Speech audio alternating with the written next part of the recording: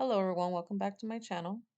In this video, I'm going to be speaking about not being weary in the waiting.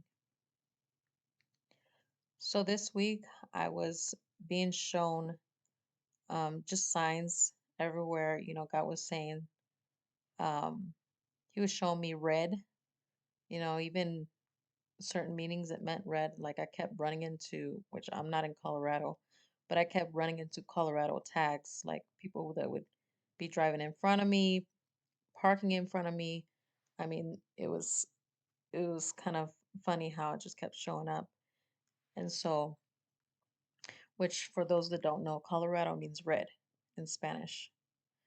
So I was keep on seeking the Lord. I was saying, okay, what is it that you're trying to tell me? So then I came home, I got into the word, and automatically I went straight to the story of Jacob and Esau. And for those of you that don't know, they're two brothers.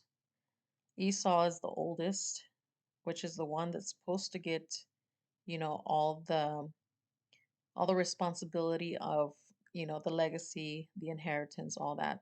The firstborns are supposed to get that. But the second brother wanted it. His mother actually got him to do it. But so, anyways, I'm gonna read to you guys what God was showing to me in the Bible. If you go to Genesis chapter 25, verse 29 through 34. Okay, it says, Now Jacob cooked a stew, and Esau came in from the field, and he was weary. And Esau said to Jacob, Please feed me with that same red stew, for I am weary.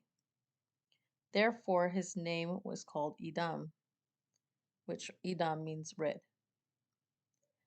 But Jacob said, Sell me your birthright as of this day. And Esau said, Look, I'm about to die. So what is this birthright to me? Then Jacob said, Swear to me as of this day.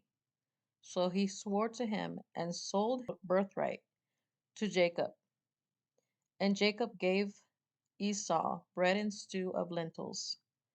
Then he ate and drank, arose, and then went his way. Thus Esau despised his birthright. Okay, so right here is saying Esau didn't even care. He didn't care about the legacy. He didn't want the responsibility. He just wanted the benefits. He just wanted the blessings that came with it. And Jacob, on the other hand, he was not afraid of that. He wanted the benefits of the firstborn. So, I was reading that, and then I was still asking God. I was like, okay, what does this mean? What do you want to say about this? And time went by, and I was just meditating, and then God spoke to me, and He was saying, a lot of my people are behaving like Esau. He said that bowl of lentils is what they're trading in for their relationships. The bowl of lentils can symbolize relationships, jobs, anything that is keeping you from doing God's will for your life, your calling, um, His legacy, His calling, His kingdom calling on your life. If you're putting that aside because you want to be comfortable, you want to be with this person so bad, you might even be engaged to this person, and God told you not to marry them.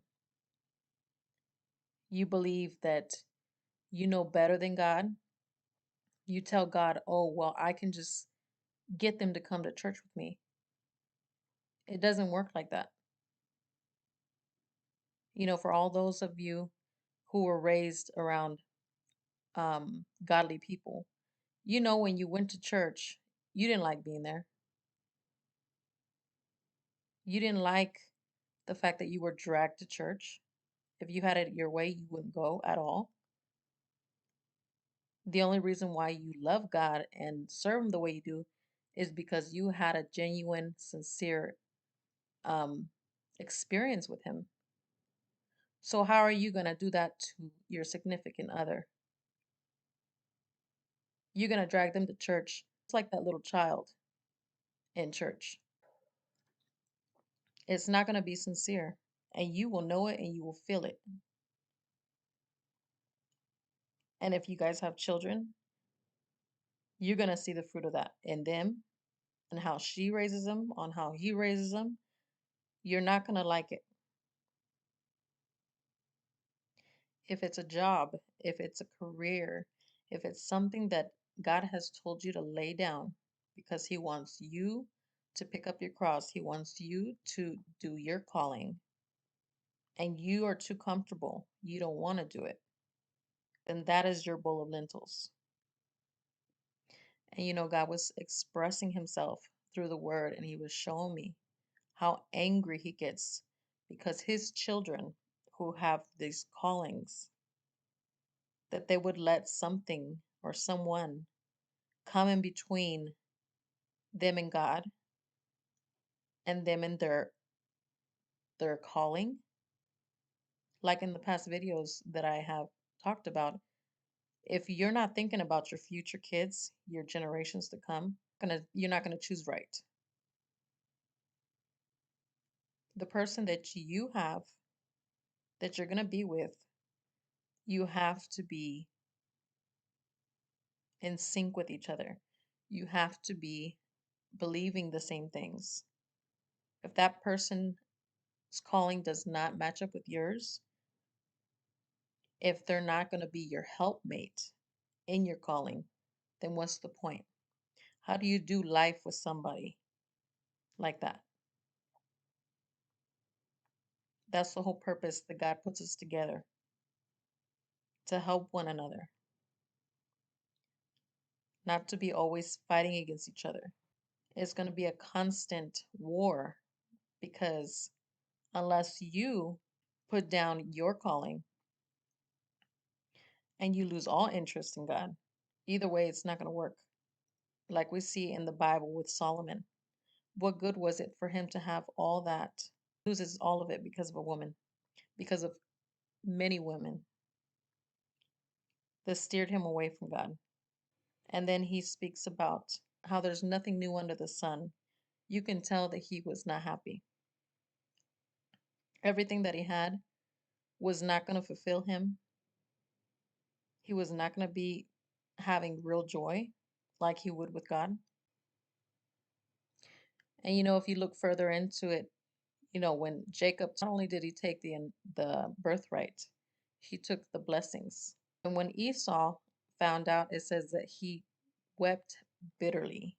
But how can you expect to have the blessings without the birthright, without the responsibility over the legacy that God has given you? How do you expect to have blessings? So God is saying, be careful that you do not become like Esau because you will regret it for the rest of your life. What are you trading God for? That relationship is a bowl of lentils compared to the riches that He wants to give you. The legacy that you're going to leave to your children. But if you put that down because of your selfishness, because like Esau, he was weary in the waiting, he wanted to settle. And then God was showing me in Malachi chapter 1, verses 2 and 3. It says, I have loved you, said the Lord. Yet you say, in what way have you loved us? Was not Esau Jacob's brother? Says the Lord. Yet Jacob I have loved, but Esau I have hated, and laid waste his mountains and his heritage for the jackals of the wilderness. And in Malachi chapter 1, verse 6, it says, a son honors his father, and a servant his master. If then I am the father, where is my honor? Where is my reverence? So God was showing me how angry, how upset it makes him for his children to lay down their responsibility, to lay down their birthright, because they want to be with somebody that is not in the will of God for them. They're weary in the waiting. They don't trust God that He has better for them. He doesn't trust the promises that God gave. They don't believe that there's better out there that God has for them. If they would just wait longer, if they would just keep God told them to do, and they would receive the promise. So with that, I pray that it blessed you guys. Until the next video.